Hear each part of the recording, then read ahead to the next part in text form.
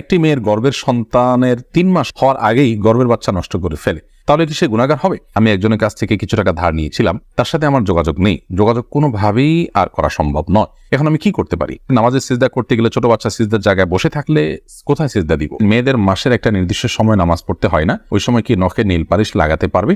আমার ভাতিজা আমাকে ছোট আব্বু বলে ডাকে, এতে কোনো সমস্যা হবে কিনা? পরিবারের সদস্যদের সঙ্গে শান্তি বজায় রাখার জন্য ছোট ছোট মিথ্যা বলা যাবে কিনা? ফরজ নামাজ শেষে বৈঠকে দুরূদ শরীফ পড়া শেষ করার পূর্বেই ইমাম সালাম ফিরিয়ে ফেললেন, সেক্ষেত্রে আমার করণীয় কি? কেউ যদি ঢিলা কুলুপ না করে ওযু করে তাহলে কি তার ওযু হবে? প্রশ্ন উত্তর দেওয়ার আলোকিত ভবনে আমরা প্রবেশ করি। আরফাত ফারজান আপনি লিখেছেন, স্বামীর সামনে টিপ লাগালে গুনাহ হবে কি? সৌন্দর্য বর্ধনের জন্য লাগাতে পারেন, কোনো অসুবিধা নেই, সেটি জায়েজ আছে। এরপরে MRS তাবিয়াত থেকে আপনি লিখেছেন, মেয়েদের মাসের একটা নির্দিষ্ট সময় নামাজ পড়তে হয় না, ওই সময় কি নখে নীল পালিশ লাগাতে পারবে? হ্যাঁ, ওই সময় নখে নেল পালিশ লাগাতে পারেন। মাসিকের সময়তে যেহেতু আপনার সালাত নেই, অতএব নেল পালিশ আপনি ব্যবহার করলেন, আপনার ওযু করার প্রয়োজনীয়তা নেই, আপনি এটা করতে পারেন। এরপর যখন পবিত্র হবেন তখন আপনি সেখান থেকে নেল পালিশগুলোকে রিমুভ করে আপনি ওযু করে নামাজ পড়লেন, এটা জায়েজ আছে, কোনো অসুবিধা নেই। ইবাদত ইসলাম আপনি লিখেছেন, ওযু করে আয়না দেখলে ওযু ভেঙে যায় না, এতে কোনো ওযু ভাঙে না। বিথি রহমান আপনি লিখেছেন, নামাজের সিজদা করতে গেলে ছোট বাচ্চা সিজদার জায়গায় বসে থাকলে কোথায় সিজদা দিব? সেক্ষেত্রে একটু ডানে বামে আপনি সরে সিজদা করতে পারেন, তাতে কোনো অসুবিধা হবে না। একটু এক কদম ডানে সরে গেলেন বা এক কদম বামে সরে গেলেন কিংবা এক কদম পেছে সরে গেলেন, কোনো অসুবিধা নেই। আর যদি কোনোই জায়গা না থাকে তাহলে এক হাতে আলতো করে বাচ্চাকে একটু সরিয়ে তারপর আপনি সিজদা করতে পারেন, কোনো অসুবিধা নেই। এরপরে চামেলি খাতুন আপনি লিখেছেন, পরিবারের সদস্যদের সঙ্গে শান্তি বজায় রাখার জন্য ছোট ছোট মিথ্যা বলা যাবে কিনা? ছোট ছোট মিথ্যা আর বড় বড় মিথ্যা, মিথ্যা সর্বাবস্থায় ঘৃণিত এবং জঘন্য অপরাধ, এটি মৌলিকভাবে করা যাবে না। তবে দুজনের মধ্যকার বিবাদ মেটাবার জন্য যদি মিথ্যা বলতে হয়, একজনের কাছে গিয়ে অন্যজনের ব্যাপারে ইতিবাচক কথা, এমন কোনো কথা বলা যাতে করে তাদের মধ্যে সম্পর্কটা জোড়া লাগে, তো সেটাকে শরিয়া জায়েজ রেখেছে।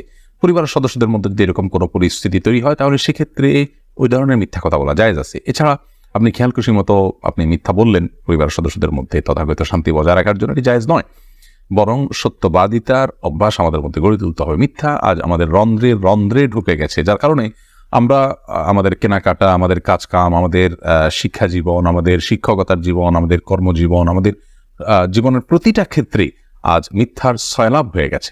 এই জায়গায় পরিবারের শান্তি বজায় রাখার নাম দিয়ে আবার তথাকথিত ছোট ছোট মিথ্যা বলার বিষয়টি কখনো অনুমোদিত হতে পারে না।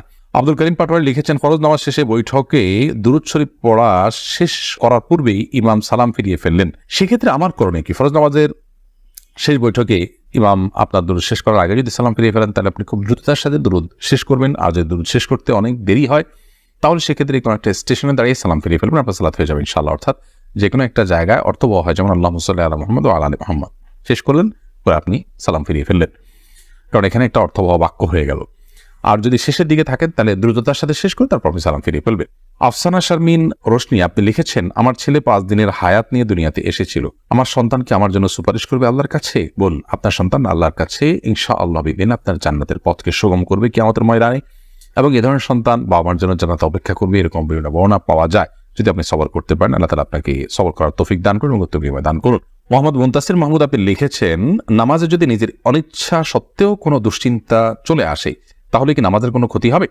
নামাজের মধ্যে নিজের অনিচ্ছা সত্ত্বেও যদি দুশ্চিন্তা আসে তাহলে সেক্ষেত্রে এই দুশ্চিন্তা ফলশ্রুতিতে একজন মানুষ গুনাহগার হবেন না, বিশেষ করে যদি একান্তই অনিচ্ছায় আসে। কিন্তু সেটাকে যদি কন্টিনিউ করতে থাকেন তিনি, অর্থাৎ ভাবতেই থাকেন, ধরুন দুনিয়ার কোনো বিষয় মনে পড়লো আপনার জন্য যেটা দুশ্চিন্তার, এরপর ওইটা নিয়ে আপনি নামাজের মধ্যে ভাবতেই থাকলেন, তাহলে সেটা অবশ্যই আপনার জন্য গুনাহের বিষয় হবে এবং নামাজের আপনার যে প্রাণ সেটাকে নষ্ট করবে। হঠাৎ কোনো দুশ্চিন্তা হলো এবং মুহূর্তের মধ্যে সেটাকে আপনি ভুলে গিয়ে সালাতে মনোযোগী হয়ে গেলেন, তাতে কোনো অসুবিধা নেই, এটা ইচ্ছার বাইরে হয়েছে। আর আখিরাত নিয়ে, আল্লাহর ভয়, কবরের আযাব, এই জাতীয় বিষয় নিয়ে যদি আপনার দুশ্চিন্তা হয় সেটা তো খুব প্রশংসনীয় বিষয়, কারণ সেটা আপনার সালাতকে আরো বেশি আপনার আল্লাহর কাছে গ্রহণযোগ্য করবে ইনশাআল্লাহ। জোস মাসুম মামুন এআইডি থেকে আপনি লিখেছেন, আমার ভাতিজা আমাকে ছোট আব্বু বলে ডাকে, এতে কোনো সমস্যা হবে কিনা? দেখুন, আপনার ভাতিজা যদি আপনাকে ছোট আব্বু বলে ডাকে তাহলে সেক্ষেত্রে মৌলিকভাবে কোনো অসুবিধা নেই, কারণ আমাদের দেশে অনেক এলাকাতে চাচাকে ছোট বাবা বলা হয়। ছোট বাবা বলা হয় এটা রূপক অর্থে, তাকে সত্যিকারের পিতা মনে করে বাবা বলা হয় না। মানে আম্মুর রাজুল ইসম ওয়াবি, একজন কারোর চাচা তার বাবার মতোই অনেকটা শ্রদ্ধার জায়গা থেকে এবং অন্য অনেক দিক থেকে, সেই জায়গা থেকে তাকে ছোট আব্বু বলার যে প্রচলন আছে, এই প্রচলনটা আপনার রূপক অর্থে বলা হয় সেই অর্থেই প্রচলনটা আছে, যার কারণে এটাতে আপনার বাপ নয় তাকে বাপ ডাকার যে অপরাধ, সে অপরাধ বা সে গুনাহ এখানে হবে না, কারণ ওই উদ্দেশ্যে কেউ বলেও না এবং বাবা হিসেবে গণ্য করে না। হাবিব রাজ আপনি লিখেছেন, আমার মামাতো বোন আমার বয়সে 5 মাসের বড়, আমি কি তাকে বিয়ে করতে পারবো? দেখুন, যিনি বয়সে বড় তার সাথে বিবাহ বন্ধনে আবদ্ধ হওয়া মৌলিকভাবে জায়েজ আছে, এটি কোনো নাজায়েজ বা হারাম কোনো বিষয় নয়। আমাদের সমাজে এটাকে দোষণীয় মনে করা হয়, সেটা আমাদের সমাজের দোষ বলতে পারেন। শরিয়াত এটাকে যাকে আপনার নিষিদ্ধ করেনি, বিধায় বয়সে বড়র সাথে বিবাহ বন্ধনে আবদ্ধ হতে পারে। বিশেষ করে নবী করিম সাল্লাল্লাহু আলাইহি সাল্লাম তিনি নিজেও খাদিজা রাদিয়াল্লাহু তাআলা আনহাকে বিয়ে করেছেন, তখন খাদিজা রাদিয়াল্লাহু তাআলা আনহা বয়স তার চাইতে বেশি ছিল। তো এখান থেকে বোঝা যায় নিজের চাইতে বয়সে বড় কাউকে বিয়ে করাটা শরিয়া দৃষ্টিকোণ থেকে মৌলিকভাবে অনুমোদিত। এটাকে দোষণীয় মনে করাটা বরং দোষের বিষয়। আমাদের শরিয়াতে এত ফ্লেক্সিবল রেখেছে বিষয়গুলোতেই, অথচ আমরা সেগুলোকে অনেক বেশি আপনার সংকুচিত করে ফেলছি, এবং যার ফলশ্রুতিতে নানা রকমের অপরাধ প্রবণতা কিন্তু আমাদের সমাজে বেড়ে চলেছে। শারমিন আক্তার আপনি লিখেছেন, আমি একজনের কাছ থেকে কিছু টাকা ধার নিয়েছিলাম, তার সাথে আমার যোগাযোগ নেই, যোগাযোগ কোনোভাবেই আর করা সম্ভব নয়, এখন আমি কি করতে পারি?